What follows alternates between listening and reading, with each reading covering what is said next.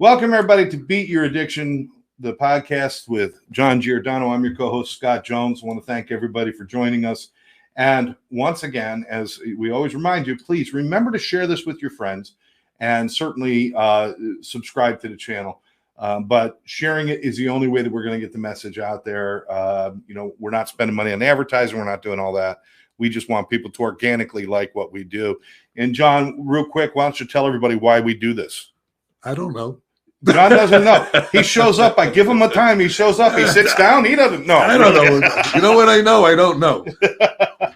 But we really do this to bring people that are like-minded to the show to actually help people to learn how to deal with life on life's terms, and especially with addiction and mental health. And we share the latest scientific research, that can help people do that actually are not, unfortunately, in the treatment centers, not most of them anyway, because the insurance companies don't want to pay for things that work. I know that sounds a little strange, but I keep wondering why they keep doing the same thing over and over again and expecting different results. And they only have an 8 to 10% recovery rate. Yeah, that's all they have. And it's like, why are we? How are you resting on that? I have no idea. I mean, millions of people are dying. Well, it's all about money. That's true. I think they want addicts to die personally, but that's just my own bias. Wow, you went dark there. Yeah, well, I can't figure out. I mean, how do you justify something? It doesn't make sense. And there are proven methods out there. You know this because you're the guy who goes out there and does research and works with people who do research. And there are things that work.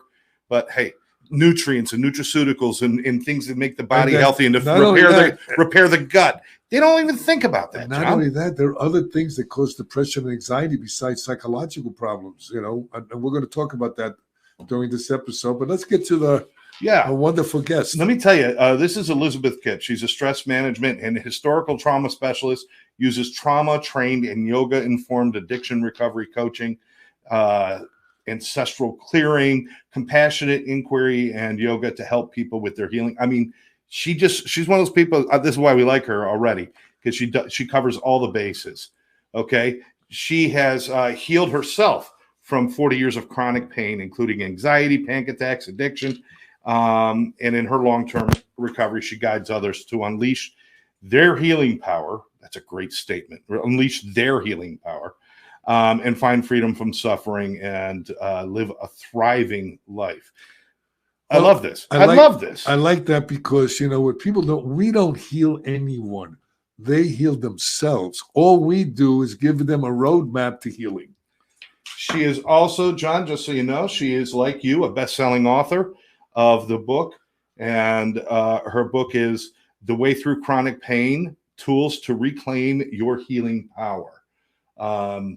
This is somebody, who knows, pretty soon you guys will be doing a book together because you think so much alike. Let's bring her in. She's coming to us all the way from Kansas.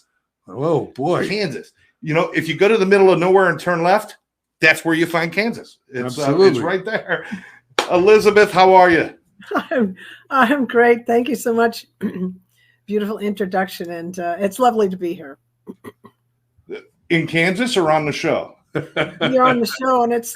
in Kansas. Where I live in Lawrence is we call Lawrence 25 square miles of bliss surrounded by Kansas. Oh, nice. I was looking for Alice. So, Elizabeth, fantastic. I mean, we gave a quick little synopsis of you, and that was it's a lot to cover in a few moments, but before you and John kick it off, why don't you just tell us briefly about your journey to get to where you are now and why you do what you do? Thank you. So I suffered from chronic pain, which we thought for probably 3 decades, that I was 4 decades, that it was because of a back injury I got when I was 14. I fell off a horse and landed on a rock and split my 5th lumbar in 2, front to back. And it kind of, that front part slipped forward. I had to have a lot of surgery a bunch of different surgeries to try and stabilize that slip. And finally, in 1986, we actually managed to, a man named John Kostowick up in Toronto General hospital in Toronto, Canada, had the technology to build, I'm kind of the bionic woman, to build a kind of cage around the slip and hold it in place. The problem was that I had 4 different surgeries, and starting in 1982, and the pain was worse than it was even going into the surgery. So in the first surgery, and so they gave me opiates and benzodiazepines, opiates, right, to like numb the pain, and the benzodiazepines because I was so reactive to the pain, chronic pain.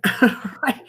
The problem was that they did a couple things happened. By 1983, they were telling me that I was going to be in chronic pain for the rest of my life, that I had chronic pain, and that it wasn't curable, and I'd be in chronic pain for the rest of my life, 24/7, and I'd be in a wheelchair when I was 40. Now I have a science background, so I did kind of cede my power to that prognosis at the time because I was vulnerable. But I went home and I was very upset, but I knew, part of me knew something was wrong. So I was missing something, right? And it took me a couple of weeks because I was not well, right? But at the end of 2 weeks, I had an epiphany, and I said, "Oh, they're not fortune tellers. They've forgotten their basic science.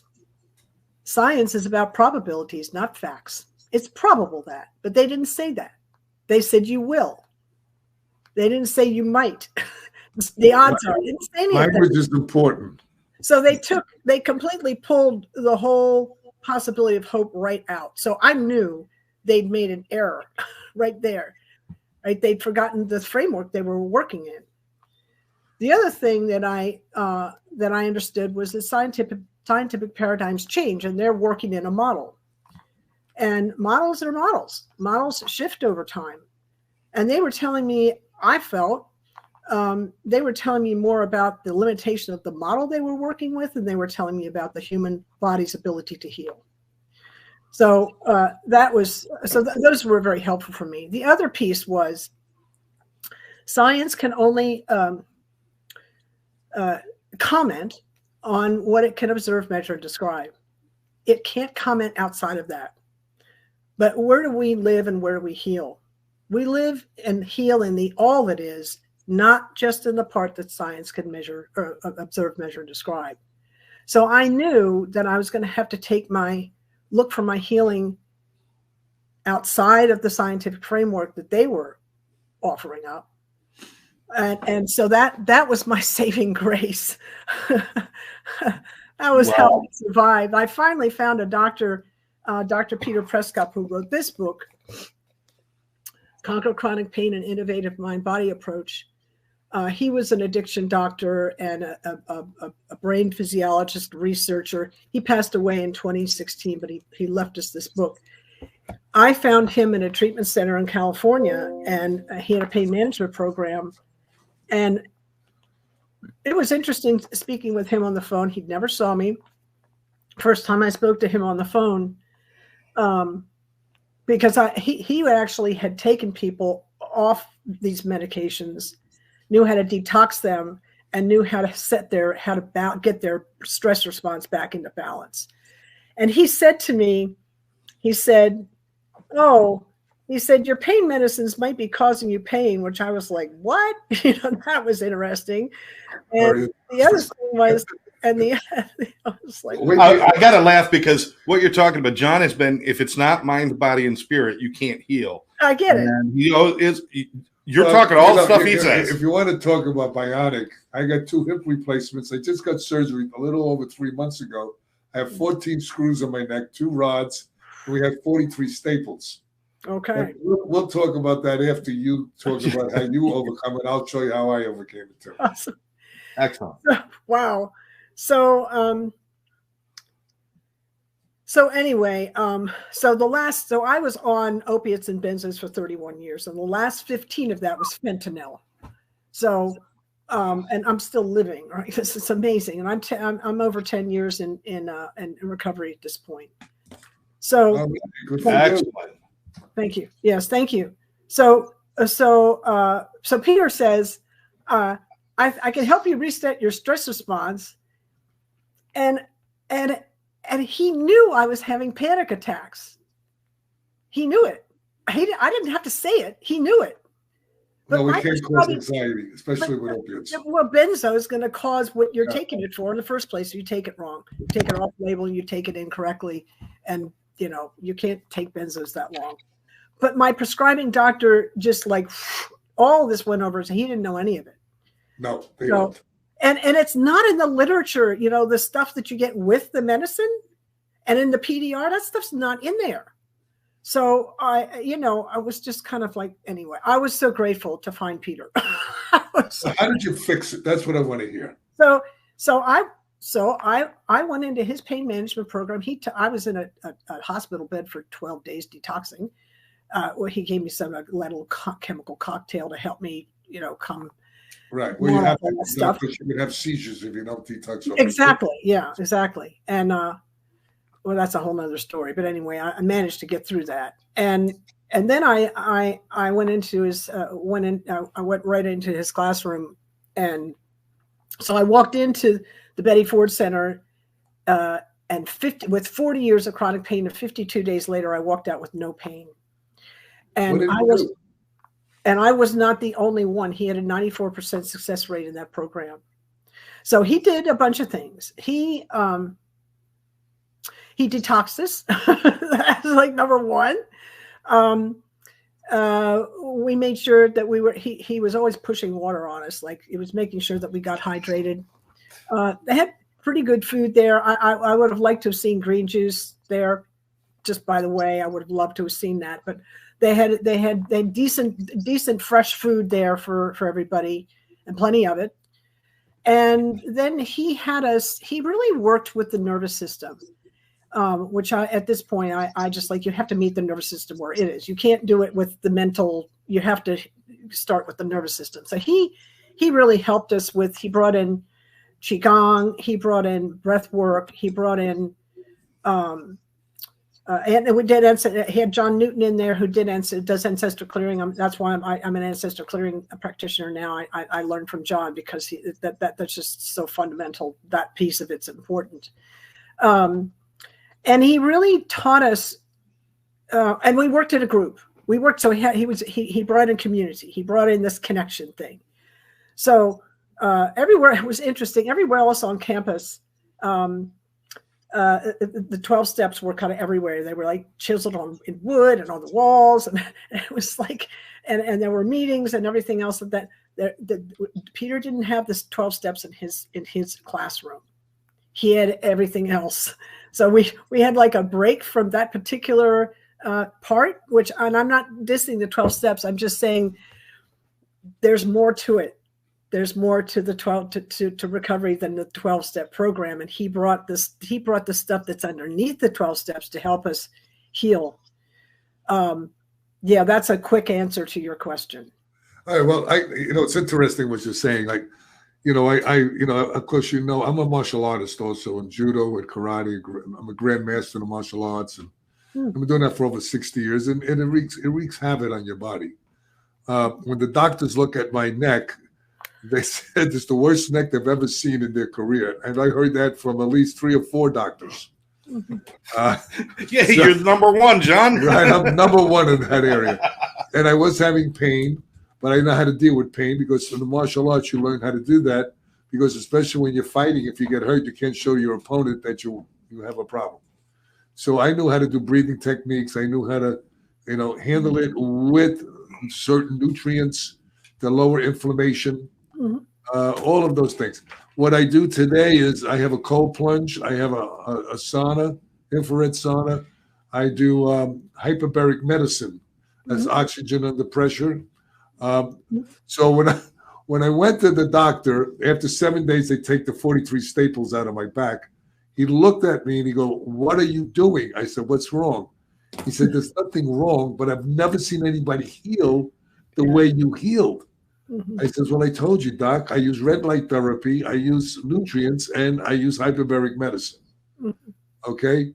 So he says to me, I can't believe this. Then I came back 17 days later, and you can barely see the scar. And he goes, "This is impossible. I've been doing this for 30 years. I've never seen this. Pain level, gone."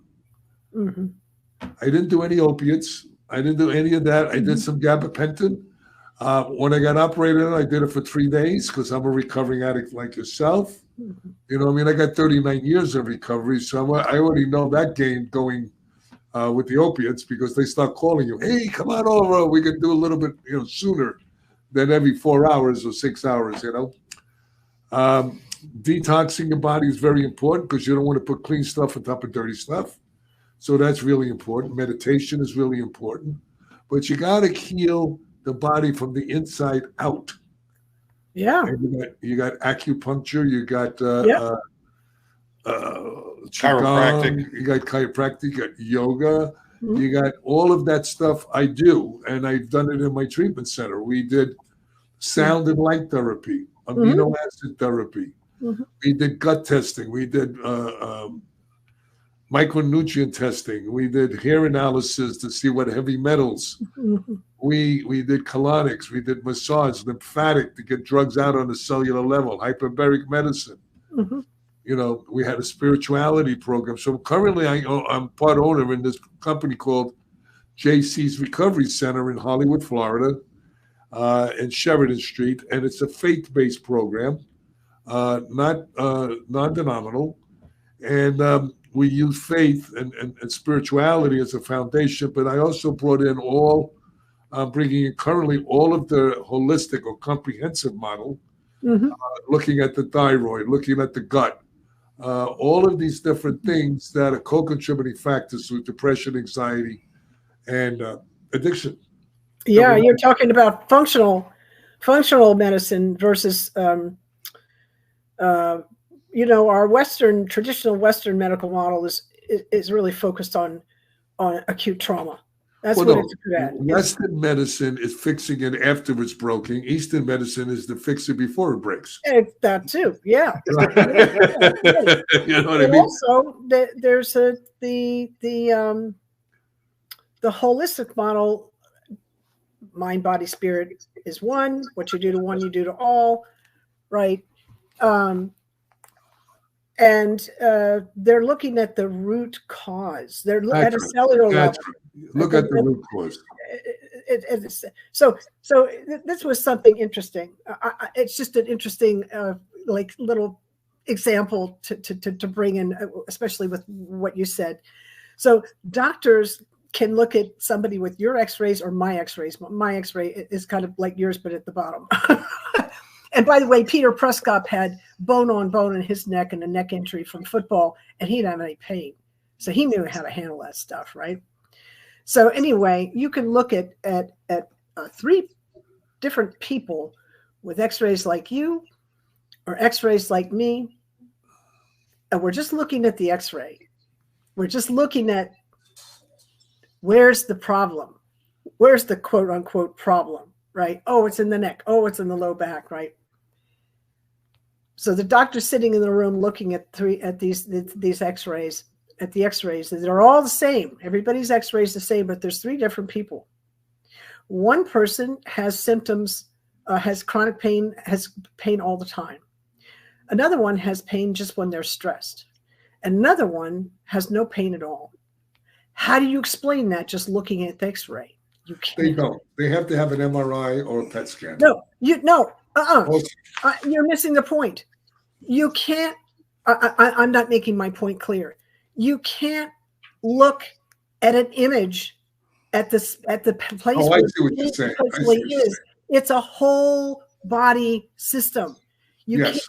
can't figure out what the cause is by just looking at the place where the patient hurts. You have to understand emotional state. You have to understand all of that. Yeah, or by looking at an abnormality in the body. The reason I said that, when you do any kind of surgery like that you had and I had, You don't want to do it with an orthopedic surgeon. That's number one. You want to do it with a neurosurgeon, okay? That's also because they understand the nervous system. That's on the outside of the Western medicine part.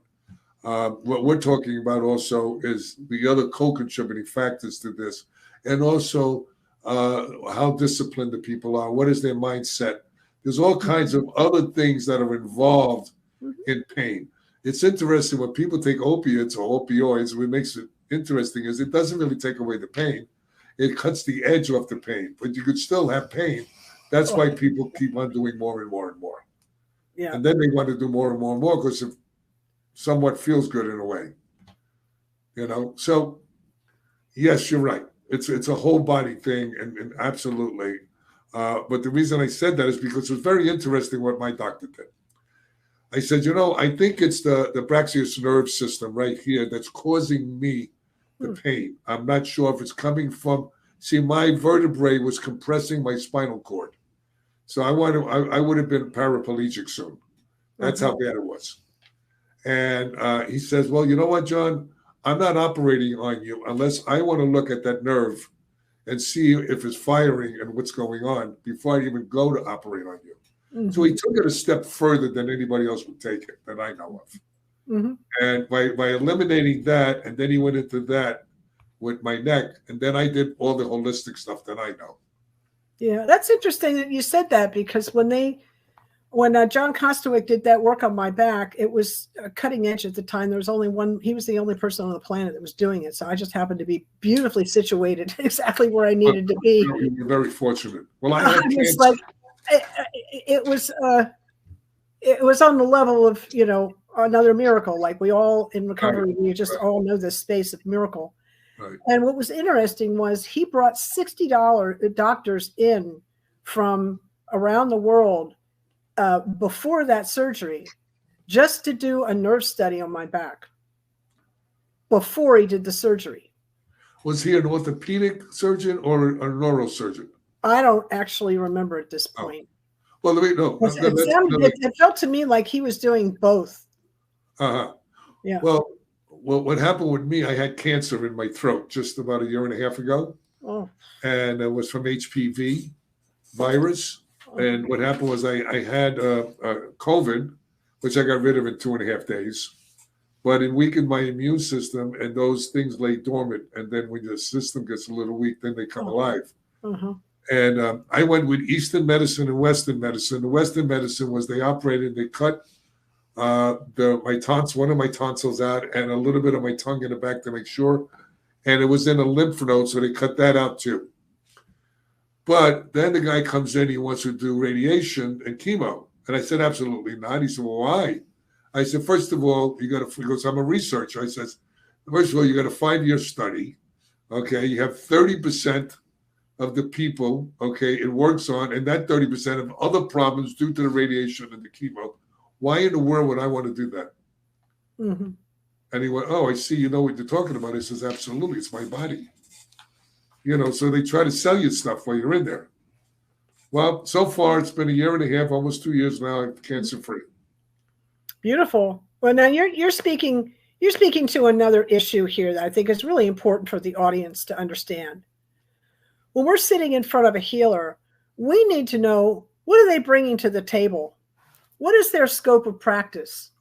What is the vision? What are the glasses that they're looking through? What's their perspective, right? So that we kind of understand, I'm sitting in front of this person and they're going to be talking about this. But I can't expect them to know about holistic if I'm talking to, you know, like a cancer, whatever. Doctors, I lecture to doctors. I'm in over 80 medical and scientific peer-reviewed journals. I'm with a team that scientists, researchers, geneticists that are from about 12 universities.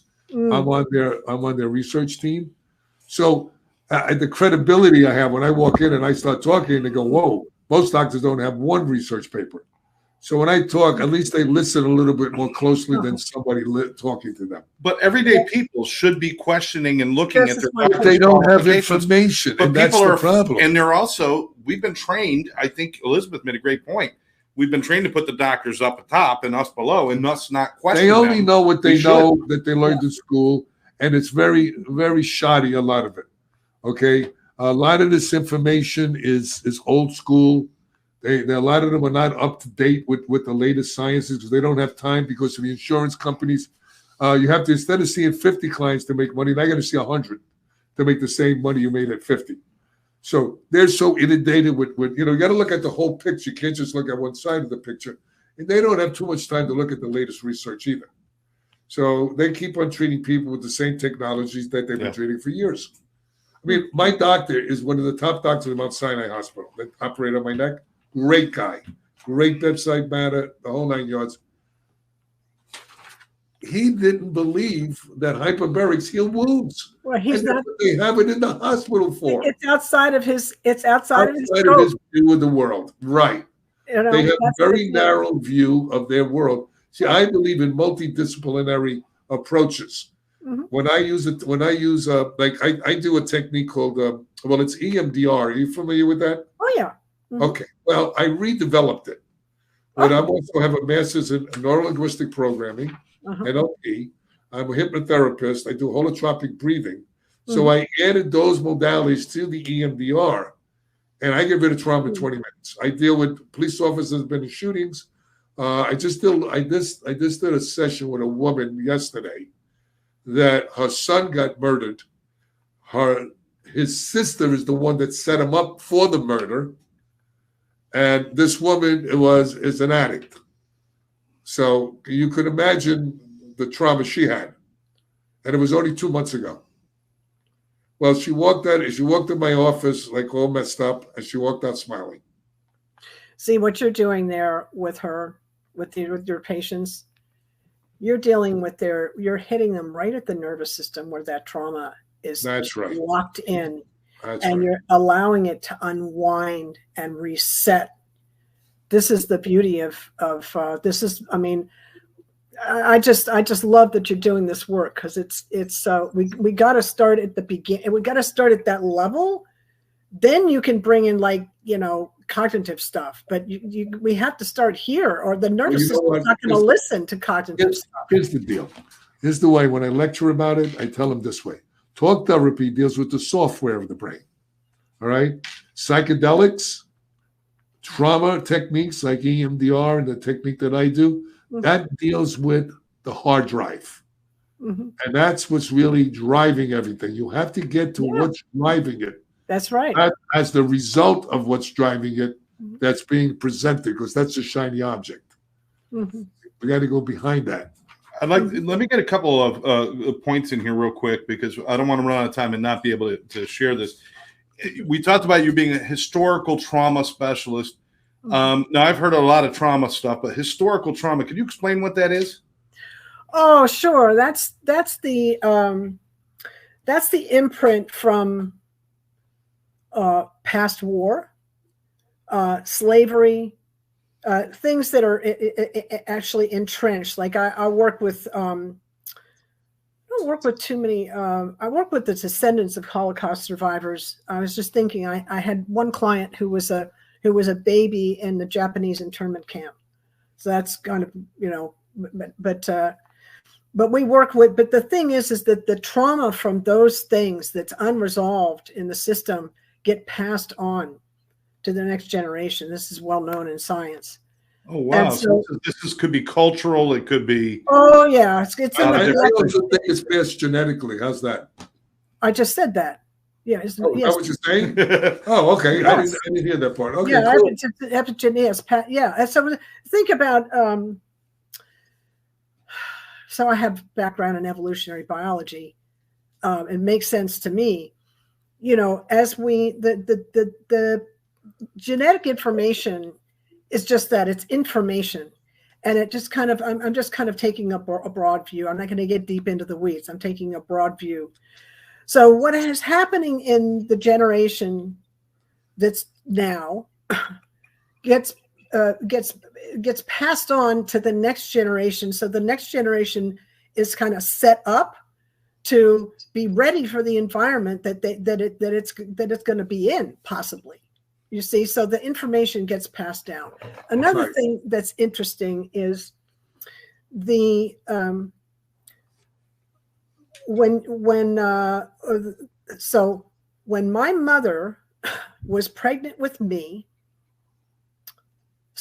when my grandmother was pregnant with my mother, at 4 months, my egg was developed in my mother. So I'm sharing space with my mother and my grandmother for 5 months in that space. Absolutely. So I'm picking up the energetic field. We're just talking information, energetic field here. I'm picking up the information that my mother's experiencing and my grandmother. And my grandmother was in her grandmother. So she's experiencing what her grandmother was experiencing, and on down the line. So you see how the information from the past comes forward into the future, and it helps us from an evolutionary point of view be better prepared to be able to handle whatever's in the environment. Absolutely. And I tell this all the time to people.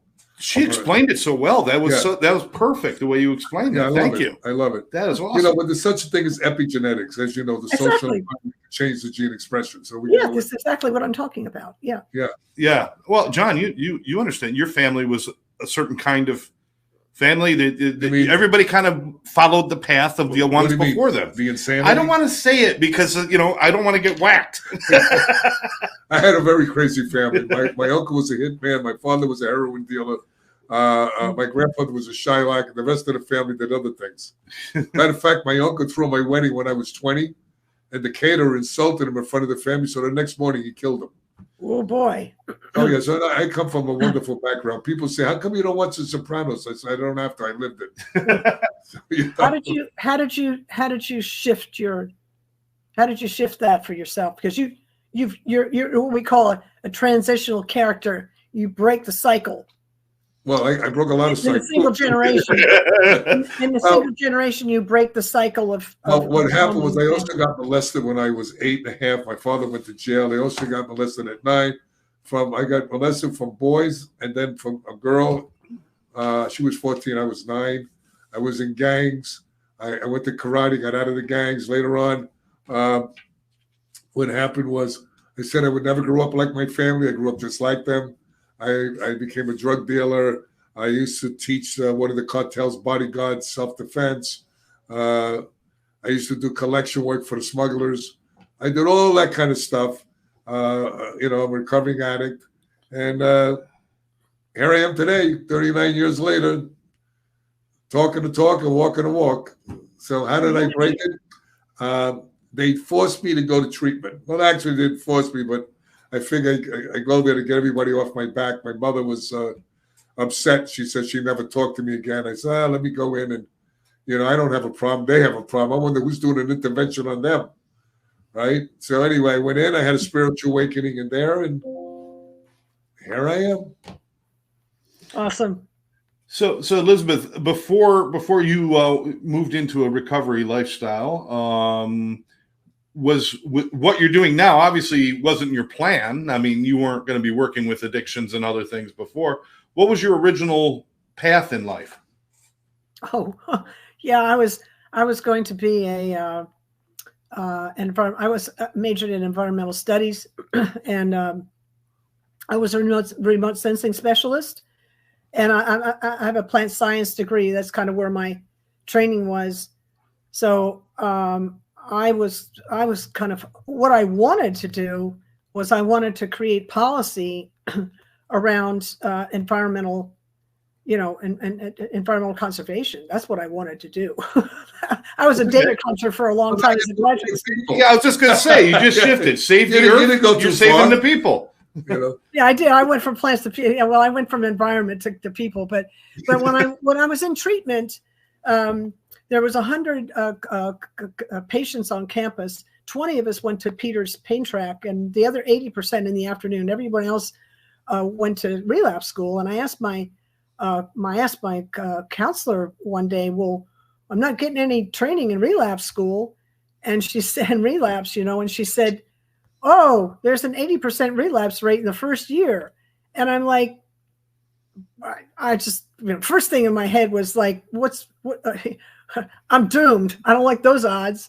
And the second thing I thought was, because I started out as a social scientist, was what's wrong with this model? Like, we got to do better than this. So I vowed when I came out of treatment, once I got my legs and my sea legs and my recovery, I vowed that I would do whatever I could to help bring that needle down, the relapse rate down. I suggest you read my book that I wrote. I'd love to read your book. Yeah. The Kid from the South Bronx Who Never Gave Up. Oh, I love it. I only went to the 9th grade. I also got left back in the 6th grade. I got all kinds of traumas. I thought I was cursed. Then I found out I was blessed, because I could talk to anybody. Clients usually go, well, you don't understand my family, how bad they are. I said, tell you what, I'll loan your mind for a while. Let me know how you do. So I make it real simple for them. You might enjoy it, and you'll see all the traumas I went through, even in recovery. Mm-hmm. Betrayals by my therapist and my doctor, and all kinds of things that I went through, and how I overcame it. You see, I look at life, and what I teach people is look, there are no failures in life, there are only lessons. Mm. Your history is where you get your information from to change. The present is where you can use it and change. And the future is not here yet. So most addicts live in the future, and they live in the past. They get anxiety from the future, and they get depression from their history. Exactly. This is why I wrote my book on chronic pain. It's exactly, I call that time tripping. We're not here. We're everywhere but here. We're just That's why they say the present is the present. It's a gift. That's right. All right, let me do my little announcer thing and tell you, if you would like to get John's book, I'm going to remind you, easiest thing to do, go to johnjgiordano.com. It's right there on the screen, johnjgiordano.com. You could also look on Amazon if you'd like. And Elizabeth's book, you can also get that. That is available on Amazon. The Way Through Chronic Pain, Tools to Reclaim Your Healing Power. And you can go on Amazon to get that. You could also go to her website, which is elizabeth-kipp.com. So please check out all the great work that she's doing. Pick up the book, pick up John's book. And it's through looking at what other people do that we learn new things. And if you're just going to sit and try to think up new things just all by yourself, you're only working with a limited amount of material. So we definitely want to share ideas. Shows like this, meeting great people like you, Elizabeth, and hearing the good work that you're doing. And although we're kind of out of time for this show, we would certainly like to have you back again, maybe to talk about some more specific things about trauma and maybe some other things if you'd be interested in doing that. I'd love that. I'd love that. I would love to be on your show or whatever his name is show. That would be great to share. And there's other technologies like energy patches and all kinds of other stuff for pain. There's a lot of stuff that really works that's out there that work with frequencies. Yes, it's exciting to me that not only that this stuff exists, that's amazing to me. It's just remarkable, but to meet somebody else that's actually utilizing this stuff and bringing it forward, I just love it. It's so nice to meet you. Likewise. Well, there's a few of us out there, by the way.